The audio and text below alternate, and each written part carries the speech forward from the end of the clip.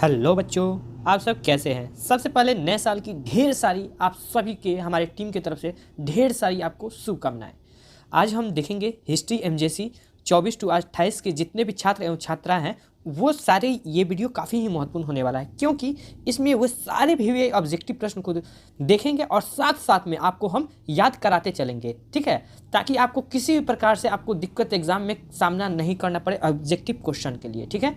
और उसके बाद जब हम ये सारे प्रश्न को देख लेंगे तो उसके बाद ही हम आपको जो प्रीवियस ईयर में जो क्वेश्चन कराए हैं यानी पूछा गया है आपसे विगत पिछले वर्षों से, ठीक है, तो उसका भी हम आपसे क्वेश्चन आपको हम देंगे। और इतना गारंटी के साथ कर रहे हैं, यह सेशन देखने के बाद आपको वो जब देखिएगा ना पिछले बार जो क्वेश्चन पूछा गया है आपको 100% हम आपको दावा के साथ कह रहे हैं कि आप इस वीडियो को देखने के बाद उसका एकदम मतलब जो बोला जाता है ना गर्दा गर्दा आप उड़ा दीजिएगा, ठीक है। सेट नंबर 1 हम लोगों ने पहले देख लिया है, उसका प्लेलिस्ट बना हुआ है, जो बच्चे अभी नए हैं तो वो जाके देख सकते हैं। आज हम सेट का शुरुआत करते हैं, सेट नंबर 2, ठीक है। आप सभी जानते हैं, ठीक है, कम टाइम में ज़्यादा ज्ञान देने वाला मात्र एक ही चैनल है, वो है ऑल इन 84 तो आइए इसी के साथ पहला क्वेश्चन देखते हैं, ठीक है। और इसका एक और बात मैं बता दे रहा हूँ, इसका जो आपको PDF है फ्री ऑफ कॉस्ट मिलेगा, आपको टेलीग्राम पे जाके डाउनलोड कर लेना है, क्योंकि रिवीजन भी आपको करना है, ठीक है। और अगर किसी प्रकार का अगर डाउट भी होगा तो आप टेलीग्राम पे हमें मैसेज कर दीजिएगा, हम आपको रिप्लाई हमारी जो टीम है आपको दे देगी। चलिए पहला क्वेश्चन देखते हैं कि हमसे कहा जा रहा है कि किस बौद्ध ग्रंथ में घोड़स महाजनपदों का नाम मिलता है, यानी घोड़स महाजनपदों का नाम किस में मिलता है, तो आपको हम बता दें ये जो मिलता है हमारा अंगुत्तर निकाय में हमको जो घोड़स जो महाजनपद का नाम हमको देखने को मिलता है, ठीक है। चलिए नेक्स्ट क्वेश्चन की तरफ हम बढ़ते हैं, इसमें फटाफट सारे VVI क्वेश्चन को देखेंगे, ठीक है, एकदम पूरा फास्ट एक्सप्रेस में। प्राचीन समय में कौन सी शासन प्रणाली प्रचलित थी, यानी आपको बताना है कि प्राचीन समय में वो कौन सी शासन प्रणाली प्रचलित थी। तो देखते हैं राजतंत्र था या कुलीन तंत्र था या गणतंत्र था या उपरोक्त में सभी यानी ऑल। तो आपको ऑल मारना है। एक और आपको हम ट्रिक बता दे रहे हैं, जहाँ दिया रहे ऑल तो आपको बस आपको देखना है ऑल, तो उसमें 90% जो होता है वो आपको सही होता है ऑल का ही, ठीक है। तो आप रिस्क ले सकते हैं या फिर आपको याद है तो आप लिख सकते हैं हर्यक वंश के सम्राट बिम्बसार की पत्नी थी, यानी आपको बताना है जो हर्यक वंश के जो सम्राट थे यानी बिम्बसार उनकी कौन कौन सी पत्नी थी, यानी पत्नी का नाम पूछा जा रहा है। तो उनकी पत्नी ये भी थी, कौशल देवी भी थी, चेलना भी थी, खेमा भी थी, यानी इनको जो है ये तीनों पत्नी किनकी थी, तो बिम्बसार की थी, ठीक है। यानी ऑप्शन डी, यानी उपरोक्त में सभी या उक्त में सभी या फिर ऑल ऑफ द एबव, ठीक है। चलिए नेक्स्ट क्वेश्चन की तरफ हम बढ़ते हैं, क्वेश्चन नंबर 4 की तरफ, ठीक है। वीडियो अगर अच्छा लगे तो अपने दोस्तों के पास शेयर कर दें, और एक और बात बता देते हैं चैनल को सब्सक्राइब कर लीजिए, ठीक है, क्योंकि जो भी आपको कॉलेज इन्फॉर्मेशन होगा, एडमिट कार्ड कब जारी होगा, ये सारी बातों को आपको इस चैनल पे प्रोवाइड करा दिया जाएगा, ठीक है। चलिए आगे देखते हैं, कौन सा शासक अपने पिता की हत्या कर सम्राट बना, यानी बताना है कि मतलब राजगद्दी के कारण वो अपना पिता की हत्या कर देता था, वो कौन सा शासक था, कौन सा सम्राट था। तो देखते हैं बिम्बसार जो था वो नहीं था, ठीक है। चलिए आगे देखते हैं ऑप्शन बी, यानी अजातशत्रु जो था वो अपने पिता को हत्या करके वो राजगद्दी पे बैठा हुआ था, ठीक है। अगला देख लेते हैं उदयनी, ये भी वैसे ही था, वो भी अपना जो पिता का हत्या करके ही वो भी गद्दी पे बैठा हुआ था, यानी ऑप्शन इसका देखें तो यहाँ पे आप देख सकते हैं अजातशत्रु एवं उदयनी। आपको एक और बात हम बता दे रहे हैं, आपको इस प्रकार से क्वेश्चन हमारी टीम ने क्यों सेट किया है उसके पीछे का रीजन आप समझ लीजिए। जैसे कि आप सपोज डेट मान लेते हैं कि यहाँ पे कि आप जान गए कि हाँ जो अजातशत्रु है वो अपने पिता को मारा हुआ था, ठीक है। तो आप हड़बड़ी में क्या कीजिएगा, उसको बी पे आप गोला घेर दीजिएगा, जो गलत है। आपको पूरा थोड़ा ऑप्शन भी देख लेना है, ठीक है। यहाँ पे उदयनी भी आप कहिएगा हाँ ये भी सही है, ठीक है, लेकिन यहाँ पे आप क्वेश्चन नंबर डी में आप देख सकते हैं कि अजातशत्रु एवं उदयनी, तो इसका जो करेक्ट आंसर हो जाएगा वो आपका डी होगा, ना कि बी, ना कि सी होगा, ठीक है। आपको इतना बेहतरीन तरीका से आपको हम बता रहे हैं, यूट्यूब पे कोई नहीं बताएगा यहाँ तक। अभी तो एक और बात हम आपको राज का बता देते हैं, MJC MIC, ठीक है, सारे जो हैं टीचर लोग वो एक ही ऑब्जेक्टिव को करा रहे हैं, जो बिल्कुल गलत है। अच्छा एक बात बताइए, सिलेबस हम मानते हैं कि दोनों सेम है, क्या गाय का दूध और भैंस का दूध दोनों सेम हो जाएगा? गाय का दूध कभी पतला रहता है, भैंस का जो दूध होता है मोटा होता है, ठीक है। तो वही है, MJC जो है वो विस्तृत रूप से पढ़ना पड़ता है, MIC जो है ना पढ़ना वही चीज़ है लेकिन उसको थोड़ा शॉर्ट में पढ़ना है। तो दोनों एक सेम कभी नहीं हो सकते हैं, MIC और MJC, ठीक है। MIC और MDC दोनों सेम हो सकते हैं लेकिन MJC और MIC नहीं हो सकते हैं सेम। तो ऐसे टीचर से आप कृपा करके बचे, ठीक है, क्योंकि सारे टीचर को हम देख रहे हैं मैक्सिमम कि वही कर रहे हैं। कुछ टीचर जो अच्छे हैं वो ऐसा नहीं कर रहे हैं, ठीक है, वो MIC का जो है अलग बना रहे हैं, MJC का अलग बना रहे हैं, जैसे हमारी जो टीम है वो बना रही है, और सब एक दो और जो हैं टीचर वो बना रही हैं, लेकिन मैक्सिमम टीचर वैसे गलती कर रहे हैं तो आपको वैसे गलती नहीं करना है। आप सोचिए ना, 1 मिनट, आपको हम एक उदाहरण देते हैं, ठीक है। आप हम पे विश्वास नहीं है, हम एक्सेप्ट करते हैं, ठीक है। आप हम पे विश्वास नहीं है, एक्सेप्ट करते हैं। आप खुद, आपके पास तो किताब नहीं होगा, मुझे पूर्ण रूप से पता है। आप खुद उठा के देखिए एमजेसी का और एमआईसी का जैसे लॉन्ग क्वेश्चन दिया होगा, आप दोनों का मिलान कीजिए, क्या दोनों प्रश्न आपको मिल खा रहे हैं? हैं? मेल कभी नहीं खाएंगे, लॉन्ग क्वेश्चन हो या फिर शॉर्ट क्वेश्चन हो, ठीक है, कभी मेल नहीं खाएंगे। आपको पढ़ना वही है। जैसे मान लीजिए कि आपको जो फर्स्ट यूनिट में अगर हम बात करें तो फर्स्ट यूनिट में आपको जो कौन सा चैप्टर पढ़ना है, आपको भारतवर्ष की अवधारणा फर्स्ट चैप्टर में आपको फर्स्ट यूनिट में पढ़ना है। आप दोनों का आप क्वेश्चन आप उठा के देख लीजिएगा, आप लोग को खुद पता चल जाएगा कि गैया का दूध कैसा है, भैंसिया का दूध कैसा है, ठीक है। तो वैसे टीचर से आप कृपा करके बच के रहें, ठीक है। कारण क्या था कि हम यूट्यूब पे वीडियो नहीं लाने का कारण क्या था कि क्योंकि बीए पार्ट 3 का जो आपका जो सिलेबस था, उन लोग को कोर्स ये किया गया है, प्रोवाइड कराया जा रहा है कि उनका तैयारी को और बेहतरीन कराया जाए, इसलिए सारे जो हमारी जो टीम है, ठीक है, वो उस पर लगी हुई है काम करने पे, ठीक है। लेकिन उनका सिलेबस थोड़ा सा ये है, तो अभी आप पे ध्यान दे दिया जा रहा है क्योंकि आपका एग्ज़ाम का टाइम काफ़ी नज़दीक आ गया है। और इतना जान लीजिए कि हम आ गए हैं ना, आपका रिजल्ट बेहतरीन नहीं होगा बल्कि काफ़ी ही बेहतरीन होगा, ठीक है। चलिए आगे हम देखते हैं क्वेश्चन नंबर 5। क्वेश्चन नंबर 5 हमसे कहा जा रहा है कि पाटलिपुत्र नगर की स्थापना किसने की। यानी आपको बताना है जो पाटलिपुत्र नगर जो स्थापना है, जो आप पाटलिपुत्र स्टेशन पर उतरते हैं, ठीक है, तो उसका स्थापक यानी संस्थापक कौन था, तो उसी के बारे में पूछा जा रहा है। तो इसका जो करेक्ट आंसर हो जाएगा हमारा क्या हो जाएगा, उदयनी। हम देखिए हमारा जो मेन मकसद जो है ना कि आपको एग्जाम्पल तरीका से, बहुत अच्छा तरीका से हम बता दें रियल लाइफ में कि उस चीज़ को आप अनुभव कीजिए, क्योंकि हमें पता है कि रटा रटाया हुआ कुछ दिन के बाद आप भूल जाइएगा, लेकिन अगर एग्जाम्पल देकर अगर आपको हम समझाएंगे ना, लाइफ में आप कभी नहीं भूलिएगा, ठीक है। चलिए क्वेश्चन नंबर 6 को देखते हैं। किस शासक ने वज्जी संघ के हथियारों का प्रयोग किया। यानी बताना है किस शासक जो थे वज्जी संघ का हथियारों का प्रयोग किया। या आपसे ऐसे भी पूछा जा सकता है कि साथ में रथ, मुसल एवं महाशिला कटक नामक हथियार का भी प्रयोग किया गया। तो ये कौन से शासक थे जिसका ये प्रयोग किए हुए थे हथियार का, तो वो हमारे कौन से थे, आज़ाद शत्रु। नाम से ही पता चलता आज़ाद शत्रु, यानी सबको जो उनके दुश्मन थे उनको सबको आज़ाद कर देते थे, इस दुनिया से अलविदा कह देते थे, करवा देते थे, है ना। चलिए अगला क्वेश्चन देखते हैं। वीडियो को देखने में मज़ा आ रहा है तो चैनल को सब्सक्राइब भी कर लीजिए, ठीक है। चलिए आगे देखते हैं। सोना प्राप्त करने के कारण सिंधु को कहा गया था। यानी वहाँ पे सोना जो था वो पाने के कारण जो था, वहाँ पे सोना, आप मोहनजोदड़ो मूवी देखे होंगे, ठीक है, तो वहाँ पे आप देखे होंगे जो ऋतिक रोशन है कि वहाँ तालाब के नीचे जाके देखते हैं कि वहाँ पे सोना का पूरा एकदम मतलब वो बैठा हुआ है सोना, ठीक है। और रियलिटी में भी जो आप देखिएगा मोहनजोदड़ो, तो रियलिटी उसका मतलब बोला जाता है ना 80% जो है रियलिटी वो फिल्म है, यानी रियल में वैसा हुआ है, ठीक है। तो उसको क्या कहा जाता था, सोना नीचे हुआ करता था, तो इसीलिए कहते हैं कि सोना प्राप्त करने के कारण सिंधु को क्या कहा गया है, तो उसको क्या कहा गया है, तो इसका हिरमणि कहा गया है, ठीक है। चलिए अगला क्वेश्चन देखते हैं।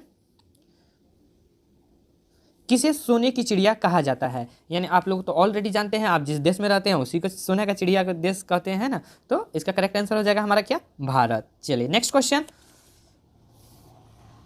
कहाँ की चिड़िया अपनी कारीगरी के लिए विख्यात है। यानी आपको बताना है कि भारत में वो कौन सा मतलब ये है जिला है, ठीक है, जहाँ की चिड़िया काफ़ी ही मतलब कारीगर के लिए वो काफ़ी भारत में विख्यात है, ठीक है। तो आपको हम इसका आंसर बता देते हैं, ठीक है। इसका जो आंसर हो जाएगा हमारा फिरोजाबाद। यानी फिरोजाबाद का जो चूड़िया होती है वो काफ़ी ही मशहूर है, ठीक है, कारीगरी के मामले में, ठीक है।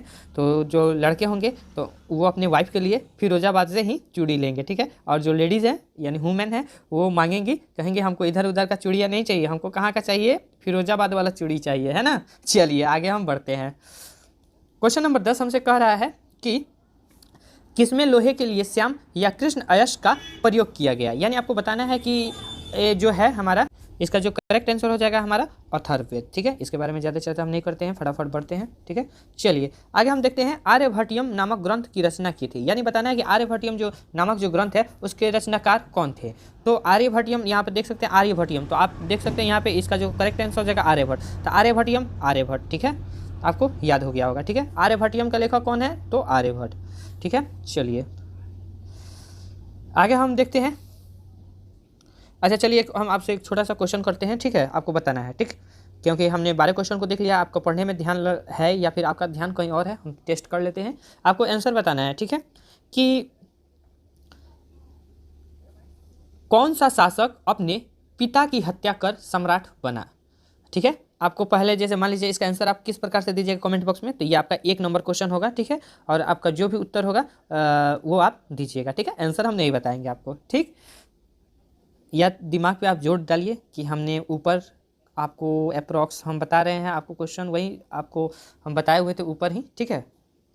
चलिए आगे हम देखते हैं, प्राचीन समय में पर्यावरण संरक्षण को जोड़ा गया। यानी आपको बताना है जो प्राचीन समय में पर्यावरण संरक्षण को किस प्रकार से जोड़ा गया, यानी उस पर्यावरण को सुरक्षित हम किस प्रकार से रख सकते हैं। जैसे कि आज की भांति नहीं कि हम बस व्हाट्सएप पे मैसेज करते हैं भाई 10 गो गाछ रोप दियो, अब बंदा जो करता है उसको शेयर कर देता है, वैसे नहीं। उस समय प्राचीन समय में किस प्रकार से पर्यावरण संरक्षण को जोड़ा गया था, वो क्या जोड़ा गया, धर्म से। और आज भी वो पर्यावरण संरक्षण इस प्रकार से जोड़ा गया कि आज भी आपको देखने को मिलते हैं। जो हिंदू समाज से बिलोंग करते होंगे तो वो उनको पता होगा जो पीपल है, बरगद है, वो पूजनीय होता है। पूजनीय क्यों होता है, क्योंकि वो जो पर्यावरण का जो काफ़ी बोला जाता है ना, कार्बन डाइऑक्साइड को वो ऑब्जॉर्व करता है, ठीक है। और एक प्रकार से वो हमारे जो प्राचीन समय में जो हमारे पूर्वजों थे, तो उस प्रकार से जो अच्छे अच्छे जो वृक्ष थे, जैसे नीम हुआ, ठीक है, हम औषधि के रूप में प्रयोग करते हैं। तो क्यों, तो उसको बस उसको क्या किया गया, वो धर्म से जोड़ दिया गया, जिसके कारण पर्यावरण आज भी हमको देखने को जो जो चीज़ का पूजा किया जाता है उसका आज भी मतलब उसका मतलब ये उसकी जो प्रजाति है विलुप्त नहीं हुई है, और जहाँ भी है उसका आज भी मतलब वो बढ़ रहा है, ठीक है। आप देखे होंगे कि पीपल का जो पेड़ होता है वो काफ़ी विशाल होता है, क्यों, क्योंकि उसको कोई काटता ही नहीं है ना। तो और वो हमारे पर्यावरण के लिए काफ़ी महत्वपूर्ण भी है, ठीक है। चलिए क्वेश्चन नंबर 13 की तरफ बढ़ते हैं। किसके लिए कहा गया है कि हमें अपना पुत्र मानकर उसी तरह धन ध्यान प्रदान करती है जैसे कि गाय से दूध मिलता है। तो वो किस प्रकार से किसके लिए कहा गया है, तो आप जान सकते हैं वो हमारी पृथ्वी माँ है, ठीक है। यानी पृथ्वी इसका करेक्ट आंसर हो जाएगा, ठीक है।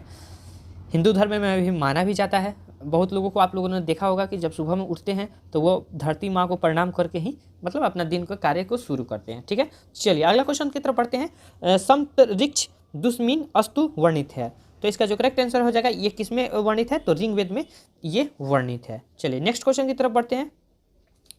नेक्स्ट क्वेश्चन 15 नंबर हमसे ये कहा जा रहा है कि 10 कुओं के बराबर एक बावड़ी, 10 बावड़ियों के बराबर एक तालाब है, 10 तालाब के बराबर एक पुत्र है एवं 10 पुत्रों के बराबर एक वृक्ष है, किसमें वर्णित है। आप देख सकते हैं यहाँ पे कितना अच्छा तरीका से बताया गया है, ठीक है। आप एक हाल खुद से अपने आप से पढ़िए, ठीक है। 10 कुएं के बराबर एक बावड़ी है, ठीक है, और 10 बावड़ियों के बराबर एक तालाब है, यानी एक तालाब है, और 10 तालाब के बराबर एक पुत्र है, यानी 10 गो तालाब होगा तब जाके आपका एगो पुत्र होगा, और वो 10 पुत्र के बराबर एक वृक्ष है, किसमें वर्णित है। तो इसका जो करेक्ट आंसर हो जाएगा हमारा मत्स्य पुराण में इसको बताया गया है, ठीक है। चलिए आगे हम देखते हैं।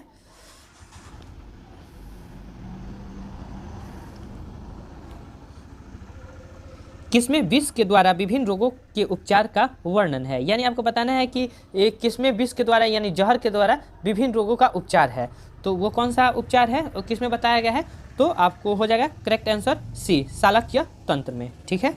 चलिए नेक्स्ट क्वेश्चन नंबर 17 हुआ कि कम शक्ति को बढ़ाने और संतान उत्पत्ति के लिए प्रचलित है, तो वो इसका आंसर क्या हो जाएगा, बाजीकरण, ठीक है। चलिए नेक्स्ट क्वेश्चन की तरफ बढ़ते हैं। क्वेश्चन नंबर 18, कौन कनिष्क के दरबार में राजवैद्य था, यानी बताना है कि कौन सा कनिष्क के दरबार में राजवैद्य था। ये काफ़ी ही इंपॉर्टेंट क्वेश्चन है, ठीक है। आप इसको बहुत अच्छा तरीका से आप लोग याद कर लीजिए, ठीक है। तो कौन थे, चरक थे, ठीक है। कनिष्क के दरबार में राजवैद्य कौन थे, तो चरक थे, ठीक। जैसे आप लोग कहते हैं ना चरस, तो उसी तरह याद कर लीजिए, कनिष्क के दरबार में राजवैद्य चरक थे। चरस बस स्व हटा दीजिएगा, क जोड़ दीजिएगा, ठीक है। चलिए आगे हम बढ़ते हैं। काय चिकित्सा का प्रणेता कहलाता है, तो काय चिकित्सा के प्रणेता कौन थे, तो इसका जो करेक्ट आंसर हो जाएगा हमारा चरक साहब थे। कौन थे, चरस साहब, ठीक है, चरस चरक, ठीक है, याद हो गया। चलिए आगे हम बढ़ते हैं।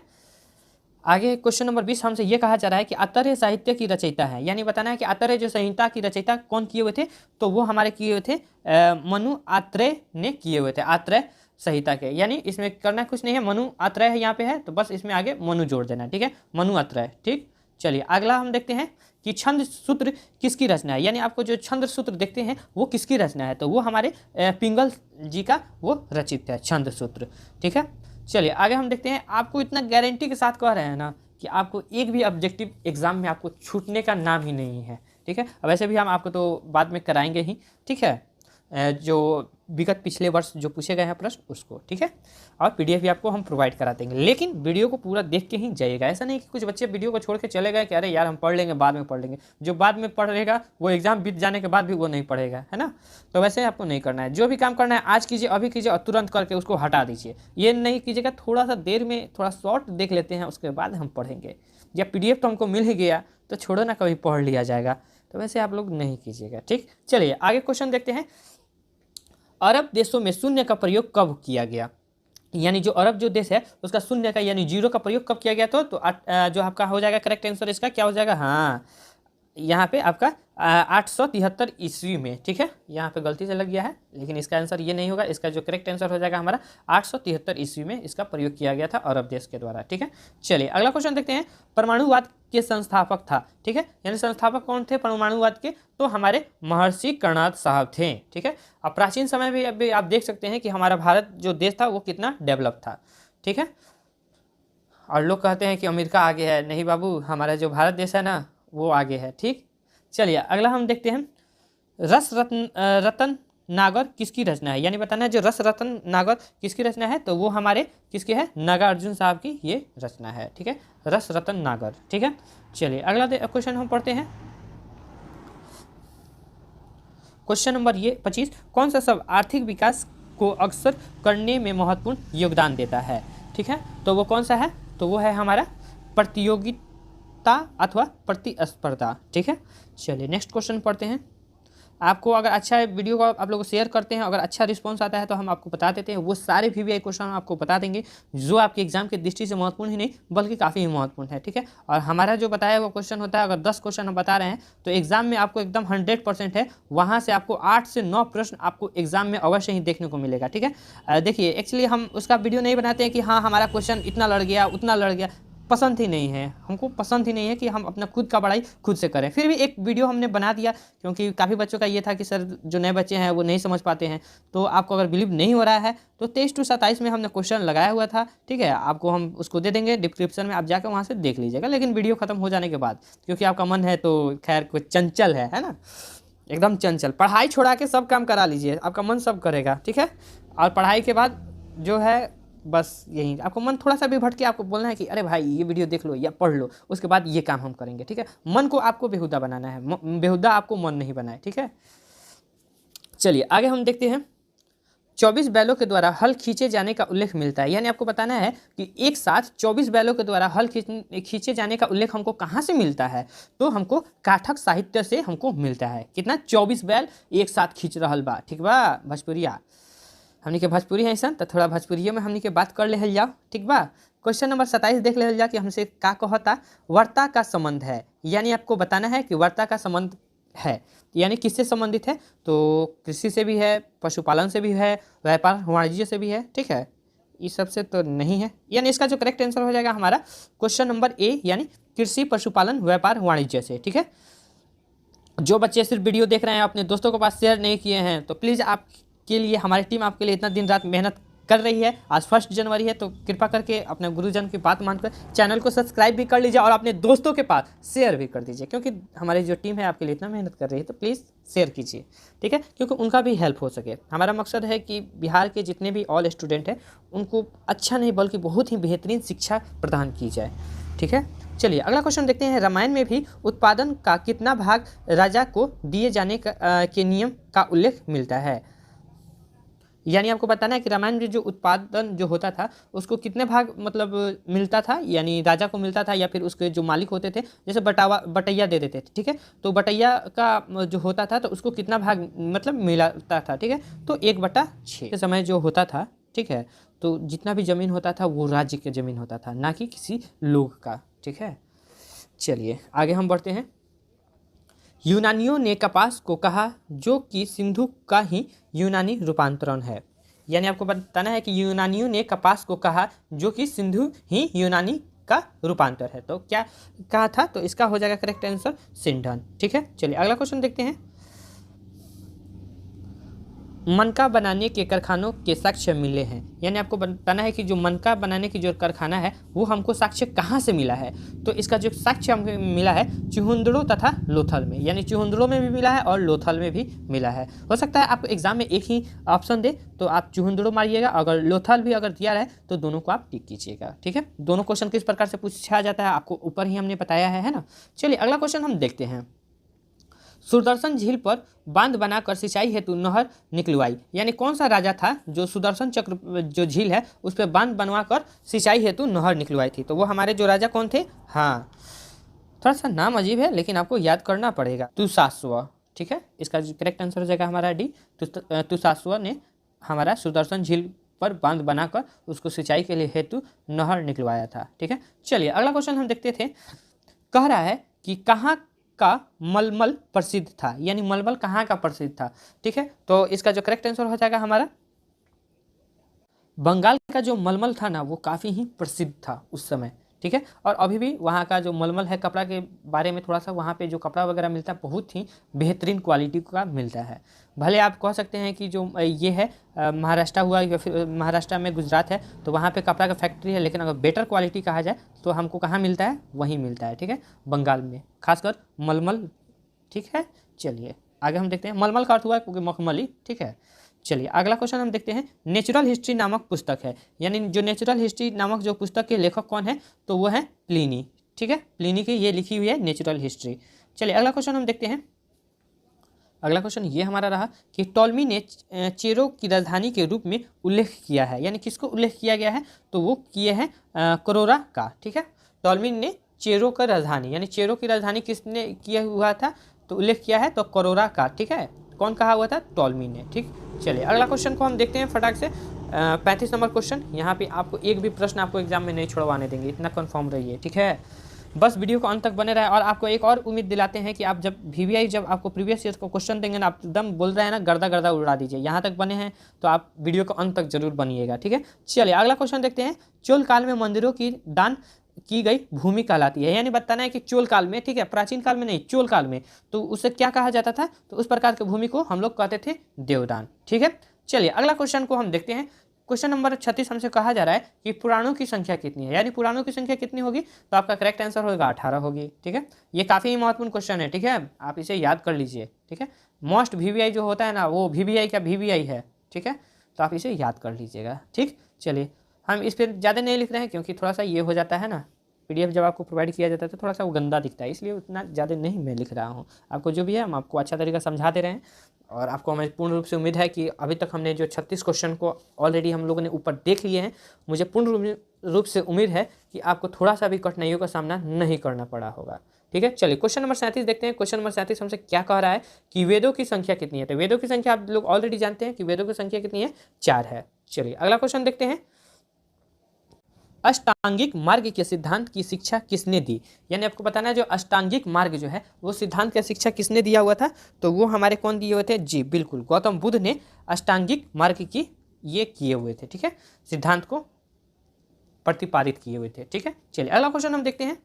Question number 39। क्वेश्चन नंबर 39 में हमसे पूछा जा रहा है कि महावीर जैन का जन्म हुआ था, यानी आपको बताना है जो महावीर जैन का जन्म कब हुआ था और कहाँ पे हुआ था। तो अगर हम बात करें जन्म कहाँ हुआ था, तो वो हुआ था कुंडलग्राम में। और अगर हम बात करें कि किस ईस्वी में हुआ था, ठीक है, तो आपको हम बता दे रहे हैं, आपको 599 ईसा में इनका जन्म हुआ था। चलिए अगला क्वेश्चन देखते हैं। Question number 40। ठीक है, इंडिका की रचना है, यानी इंडिका किसकी रचना है, ठीक है, तो इंडिका जो है हमारी किसकी रचना है, जी मेगास्थनीज की रचना है। ठीक है, इंडिका। चलिए अगला क्वेश्चन देखते हैं। पंचतंत्र की किसने रचना की, यानी बताना है पंचतंत्र की रचना किसने की हुई थी, तो विष्णु शर्मा। ठीक है, इसका करेक्ट आंसर हो जाएगा बी। देखिए ये जितना भी जो किताब वाला है, आपको इतना हम गारंटी के साथ कर रहे हैं, आपको 1 से 2 प्रश्न आपको जरूर आपको क्वेश्चन पेपर में देखने को मिलेगा, तो इसे आप अच्छा तरीका से आप याद करके जाइएगा। ठीक है, और आपको एक और हम बता दे रहे हैं। ठीक है, इसे याद करने का जो तरीका है आपको थोड़ा सा भारी लगेगा, लेकिन वास्तविक यही है कि आपको उस तरह से याद नहीं होगा। बस आपको जैसे मान लीजिए पंचतंत्र की रचना किसने की थी, तो आपको एक अलग जो है आपको पेपर में लिखना होगा पंचतंत्र, ठीक है, पंचतंत्र। और इधर जो है आपको आगे खाली क्वेश्चन उतारना है कि हाँ ये इसके लेखक कौन है, इंडिका के लेखक कौन है ना। तो इस प्रकार से आपको लिखना है, ठीक है। और उसके बाद आपको खुद से थोड़ा देर के बाद लिखना है कि इसके मतलब लेखक कौन है, ठीक है। और उस प्रकार से लिख के और उसके बाद फिर से उसका करेक्ट आंसर देखना। अगर आपका वो गलत क्वेश्चन है तो आपको हम बता दे रहे हैं कि अगर उस वक्त आप देखिएगा तो उसका सही जो आंसर होगा वो आपको कभी भी नहीं भूलिएगा। अगर गलत क्वेश्चन का अगर आंसर आप दे रहे हैं और उसी वक्त आप मिला ले रहे हैं, ठीक है, तो आपको ये जो किताब का जो है ना वो झंझट ही खत्म हो जाएगा, ठीक है। चलिए, इसलिए आपको हम PDF भी प्रोवाइड करा दे रहे हैं। और जितने भी जो हैं किताब वगैरह पुस्तक वगैरह हैं, हमारी टीम ने प्रयास की है कि एक जगह ही रखा जाए ताकि आपको याद करने में किसी भी प्रकार की कठिनाइयों का सामना ना करना पड़े। चलिए, अगला क्वेश्चन देखते हैं। सामाजिक इतिहास का प्राचीनतम पुरातात्विक स्रोत है, यानी आपको बताना है जो सामाजिक इतिहास का जो प्राचीनतम जो पुरातात्विक स्रोत किस में देखने को मिलता है। तो इसका जो करेक्ट आंसर हो जाएगा हमारा ऋग्वेद में, ठीक है। चलिए, अगला क्वेश्चन हम देखते हैं। अगला क्वेश्चन ये हमारा रहा कि गौतम बुद्ध ने बुद्धत्व की प्राप्ति कहाँ की थी, यानी जो गौतम बुद्ध थे वो बुद्धत्व की मतलब कहाँ ज्ञान की प्राप्ति की हुई थी। तो वो बोधगया में उनको ज्ञान की प्राप्ति हुई, ठीक है। चलिए, अगला क्वेश्चन हम देखते हैं। क्वेश्चन नंबर 44, गौतम बुद्ध का जन्म कहाँ हुआ था। तो गौतम बुद्ध का जो जन्म हुआ था लुम्बिनी में हुआ था। चलिए, अगला क्वेश्चन हम देखते हैं। अगला क्वेश्चन ये रहा कि बौद्ध ने प्रथम उपदेश कहाँ दिया था, यानी आपको बताना है जो प्रथम जब वो बौद्धिस्ट हो गए थे, ठीक है, तो वो प्रथम उपदेश कहाँ दिए थे, तो सारनाथ में वो दिए हुए थे, ठीक है। चलिए, अगला क्वेश्चन देखते हैं। अगला क्वेश्चन ये भी है कि त्रिपिटक का संबंध है, यानी आपको बताना है जो त्रिपिटक है उसका संबंध किस धर्म से है, तो वो है बौद्ध धर्म से, ठीक है। चलिए, अगला क्वेश्चन देखते हैं। फटाफट सारे क्वेश्चन देख लेते हैं, बहुत सारे इसमें क्वेश्चन देखना है। सुश्रुति थे, यानी कौन थे, तो वो हमारे चिकित्सक थे। चलिए, नेक्स्ट क्वेश्चन। क्वेश्चन नंबर ये रहा, राजतरंगिणी की रचयिता कौन है, यानी आपको बताना है जो राजतरंगिणी जो किताब है उसके पुस्तक है उसके लेखक कौन है। तो उसके जो पुस्तक के लेखक जो हैं हमारे कल्हण जी हैं, ठीक है। चलिए, नेक्स्ट क्वेश्चन। ऋग्वेद में कुल कितने मंडल हैं, यानी आपको बताना है यहाँ पे आप ध्यान दीजिएगा कितने मंडल हैं, यहाँ मंडल की जिक्र किया गया है। तो इसका जो करेक्ट आंसर हो जाएगा 10, ठीक है। देखिए, इसमें हम बताने के लिए तो बहुत कुछ आपको हम बता सकते हैं, लेकिन वो इंपॉर्टेंट है ही नहीं। बस मतलब ये ऐसा नहीं है कि इंपॉर्टेंट नहीं है, लेकिन आपको ऑब्जेक्टिव में उस प्रकार से क्वेश्चन डीपली में नहीं पूछा जाएगा। अगर वैसी बात है तो हम जब आपको सब्जेक्टिव कराएंगे तो उससे भी डीपली हम आपको करा देंगे, है ना। तो इसलिए आप टेंशन नहीं लीजिए, ठीक है। चलिए, अगला हम देख लेते हैं। ऋग वैदिक लोगों के सर्वाधिक लोकप्रिय देवता कौन थे, यानी बताना है कि जो ऋग वैदिक जो था, ठीक है, उसमें सर्वाधिक लोकप्रिय देवता कौन थे, तो वो थे इंद्र, ठीक है। चलिए, अगला क्वेश्चन हम देखते हैं कि विक्रम स्वतः कब से प्रारंभ हुआ, यानी विक्रम स्वतः कब से देखने को मिला, यानी विक्रम स्वतः। तो आपका जो इसका करेक्ट आंसर हो जाएगा हमारा कितना हो जाएगा, जी बिल्कुल 57 ईसा, ठीक है, यानी 57 ईसा से हमको विक्रम स्वतः देखने को मिलता है। एक और आपको बता दे रहे हैं आपको, ठीक है, शाक स्वतः, वो भी आपके एग्जाम की दृष्टि से काफ़ी ही महत्वपूर्ण। स्वतः की अगर बात करें तो 78 ईस्वी में इसकी शुरुआत हुई थी। चलिए, नेक्स्ट क्वेश्चन देखते हैं कि चरक किसके राजा चिकित्सक थे, यानी आपको बताना है जो चरक थे वो किसके मतलब चिकित्सक मतलब राज्य चिकित्सक थे। हम लोगों ने पीछे भी हम लोगों ने आपको हम बताए हुए थे किसके, तो कनिष्क के थे, ठीक है। चलिए, अगला क्वेश्चन की तरफ बढ़ने से पहले थोड़ा सा एक दो क्वेश्चन आपको हम पूछ लेते हैं कि महावीर का जन्म कब हुआ था, ठीक है, और कहाँ हुआ था, ठीक है। उसके बाद एक और आपसे हम क्वेश्चन पूछ लेते हैं कि गौतम बुद्ध का जन्म कहाँ हुआ था, ठीक है, ये आपको बताना है। और तीसरा जो है त्रिपिटक का संबंध किस धर्म से है, जैन से है, बौद्ध से है, ठीक है, या फिर वैष्णव से है, या फिर शैव से है, शैव मत से, ठीक है, तो आपको बताना है। चलिए, अगला हम क्वेश्चन देखते हैं। क्वेश्चन नंबर 53, प्राचीन भारत के महान वैज्ञानिक कौन थे। तो प्राचीन भारत के महान वैज्ञानिक वो हमारे कौन थे, तो आर्यभट्ट थे, ठीक है। चलिए, नेक्स्ट क्वेश्चन की तरफ हम बढ़ते हैं। प्राचीन भारत में पहला शहरीकरण कब हुआ, यानी आपको बताना है कि प्राचीन यानी पुराने समय में जो था वो शहरीकरण कब हुआ था। तो सिंधु घाटी सभ्यता के काल में ही शहरीकरण को देखने को मिलता है और सबसे साक्ष्य पहले उसी का मिला हुआ है, ठीक है। चलिए, अगला क्वेश्चन देखते हैं। जातक कहानियाँ संबंधित है, यानी जातक कहानियाँ किस इससे संबंधित है, तो वो है हमारा गौतम बुद्ध से है, ठीक है। चलिए, नेक्स्ट क्वेश्चन। बौद्ध का वास्तविक नाम था, यानी बुद्ध का जो आपको बताना है कि वास्तविक नाम क्या था, यानी बचपन का भी आपसे पूछा जा सकता है कि बौद्ध का बचपन का नाम क्या था, तो आप उसका करेक्ट आंसर हो जाएगा हमारा सिद्धार्थ। चलिए, नेक्स्ट क्वेश्चन। सिक्कों का अध्ययन को कहा जाता है, यानी सिक्कों का जो अध्ययन किया जाता है उसको हम क्या कहते हैं, तो मुद्रा शास्त्र कहते हैं, यानी मुद्रा शास्त्र, यानी सिक्कों का अध्ययन कर रहे हैं तो एकदम सिंपल है कि मुद्रा शास्त्र होगा, ठीक है। चलिए, नेक्स्ट क्वेश्चन। महाभारत का प्रारंभिक नाम क्या था? यानी महाभारत का मतलब ऐसा नहीं था कि महाभारत का जो था कि शुरू से महाभारत था, उसका प्रारंभिक नाम पूछा जा रहा है, यानी पुराना नाम। तो इसका करेक्ट आंसर हो जाएगा हमारा जय संहिता। ठीक है, चलिए नेक्स्ट क्वेश्चन की तरफ हम बढ़ते हैं। ज्यामिति का पिता किसे माना जाता है? यानी ज्यामिति का फादर किसे कहा जाता है? तो हमारे पाइथागोरस साहब को माना जाता है ज्यामिति का पिता। ठीक है, चलिए नेक्स्ट क्वेश्चन फटाफट हम देख लेते हैं। प्राचीन वेद है, यानी सबसे प्राचीन वेद कौन सा है? तो सबसे प्राचीन वेद हमारा कौन सा है? जी सी, बिल्कुल आप कह रहे हैं ऋग्वेद। चलिए नेक्स्ट क्वेश्चन की तरफ हम बढ़ते हैं। क्वेश्चन नंबर हम लोगों ने 60 बहुत अच्छा तरीके से हम लोगों ने देख लिया है। ठीक है, थोड़ा सा और क्वेश्चन को हम देख लेते हैं। चलिए, सांख्य दर्शन के प्रवर्तक कौन थे? यानी सांख्य दर्शन के प्रवर्तक कौन थे? तो हमारे कपिल जी थे। ठीक है, चलिए नेक्स्ट क्वेश्चन। योग दर्शन के प्रतिपादक निम्नलिखित में से कौन थे? तो योग दर्शन के जो हमारे कौन से प्रतिपादक कौन थे? तो हमारे पतंजलि। ठीक है, यहाँ पे पतंजलि कहाँ लिखा हुआ है? यहाँ पे देख सकते हैं, क्वेश्चन नंबर डी, पतंजलि। चलिए नेक्स्ट क्वेश्चन हम देखते हैं कि भारत में संस्कृत भाषा का प्रथम व्याकरण किस कालावधि में था? यानी जो संस्कृत हमारा जब होता है, ठीक है, तो उसके व्याकरण व्याकरण थोड़ा सा गलत लिखा गया तो इससे कोई दिक्कत नहीं है। ठीक है, तो आपको बताना है। तो इसका करेक्ट आंसर हो जाएगा हमारा बी, 6ठी-5वीं शताब्दी ईसा पूर्व। चलिए नेक्स्ट क्वेश्चन की तरफ हम बढ़ते हैं। ऋग्वेद में किस नदी का उल्लेख नहीं है? यानी आपको बताना है कि इसमें से कौन सी वो नदी है जिसका उल्लेख नहीं मिलती है। तो वो कावेरी नदी है। ठीक है, रावी नदी का उल्लेख मिलता है, गंगा का भी मिलता है और सरस्वती का भी मिलता है ना। तो ये सारे को मिलती है, लेकिन कावेरी का नहीं मिलती है। ठीक है, चलिए अगला क्वेश्चन देखते हैं कि निम्नांकित में बौद्ध का पवित्र ग्रंथ कौन सा है? तो वो है त्रिपिटक। ऑलरेडी हम लोगों ने पीछे भी देखा था कि त्रिपिटक धर्म मतलब किस धर्म से संबंधित है? तो त्रिपिटक। ठीक है, चलिए नेक्स्ट क्वेश्चन हम देखते हैं कि बौद्ध साहित्य लिखा गया, यानी बौद्ध साहित्य जो लिखा गया वो किस भाषा में लिखा गया? तो वो लिखा गया पाली में। ठीक है, चलिए नेक्स्ट क्वेश्चन की तरफ हम बढ़ते हैं। जैनियों के 24 तीर्थक कौन थे? तो जैनियों के जो 24 तीर्थक कौन थे? जी बिल्कुल सही, महावीर।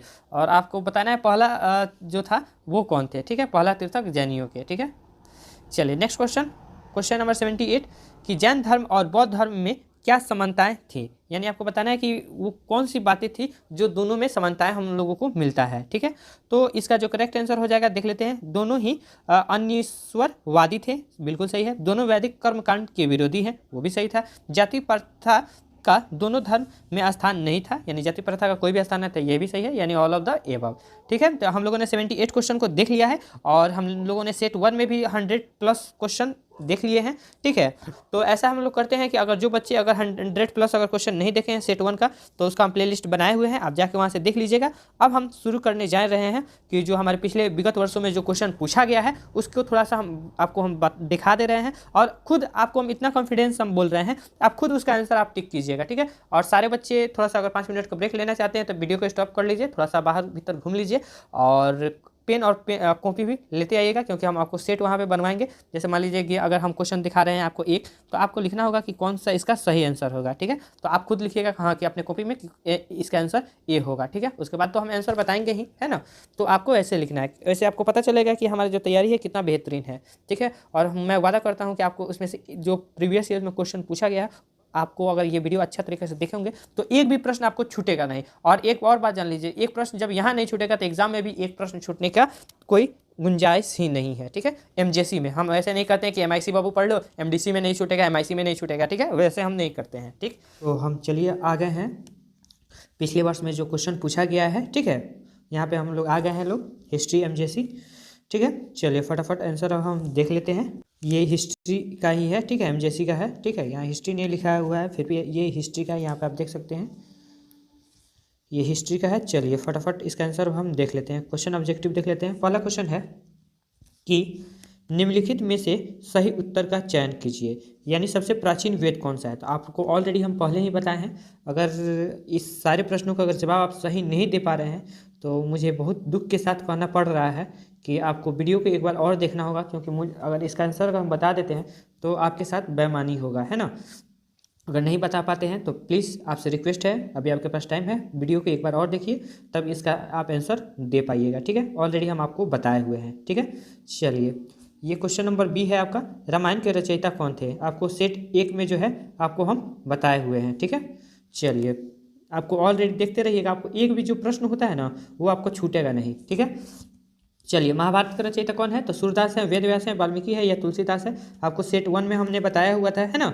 चलिए, ये पूरा प्रीवियस ईयर क्वेश्चन है, एकदम गर्दा गर्दा उड़ा दीजिएगा, ठीक है। पुराणों की संख्या कितनी है आपको ऑलरेडी हमने बताया हुए थे। आंसर इसमें तो नहीं बताएंगे बाबू, जिसको पता है बहुत अच्छा बात है कि आपने वीडियो को बहुत अच्छा तरीके से देखा है और इसका आंसर एकदम गर्दा गर्दा की तरह एकदम उड़ा दे रहे हैं, है ना। और इसी प्रकार से आपको एग्जाम भी आएंगे और उसमें हमको पूर्ण रूप से विश्वास है कि आप उस समय भी गर्दा गर्दा उड़ा दीजिएगा, ठीक है।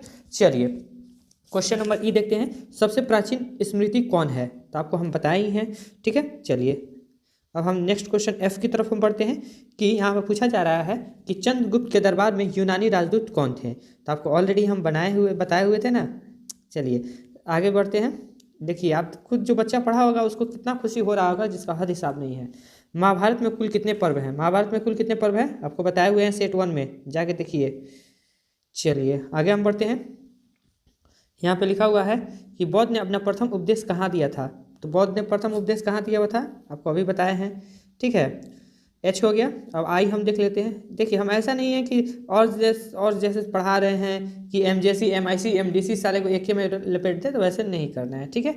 आपको हम स्पेशल पढ़ा रहे हैं तो अच्छा से पढ़िए, ठीक है। चलिए, आगे हम देखते हैं किस धर्म ग्रंथ में लिपियों का वर्णन है? तो आपको बताए हैं सेट 1 में, ठीक। चलिए, आगे बढ़ते हैं। शून्य की खोज अभी ही हम आपको बताए हैं इस सेट में, ठीक है। तो आप देख सकते हैं, आप जे क्वेश्चन यानी 10 क्वेश्चन को आप लोगों ने देखा और हमें पूर्ण रूप से उम्मीद है कि सारे बच्चे 10 का 10 एकदम करेक्ट आंसर इसका किए हैं, ठीक है। तो इतना हम लोग हमारी टीम मेहनत कर रही है आपके लिए, तो आपका भी फर्ज बनता है हमारे लिए कि चैनल को सब्सक्राइब कर दें। PDF आपको फ्री ऑफ कॉस्ट दिया जा रहा है, कोई भी मतलब चार्ज नहीं लिया जा रहा है कि आप रिवीजन कर लीजिए। आपके बारे में कोई इतना सोच रहा है तो आपका भी फर्ज बनता है कि वीडियो को जितना हो सके अपने दोस्तों के पास शेयर करें और चैनल को सब्सक्राइब जरूर कर लें। हाँ, बिहार के आप किस कोने से ये वीडियो देख रहे हैं अवश्य ही बताएं, क्योंकि हमारी जो टीम आपके लिए इतना मेहनत करती है तो उनको काफ़ी खुशी मिलती है कि ये बच्चे हमारे जो है बिहार के इस जिले से देख रहे हैं, ठीक है। अब आते हैं हमने इस वीडियो में क्या क्या सीखा।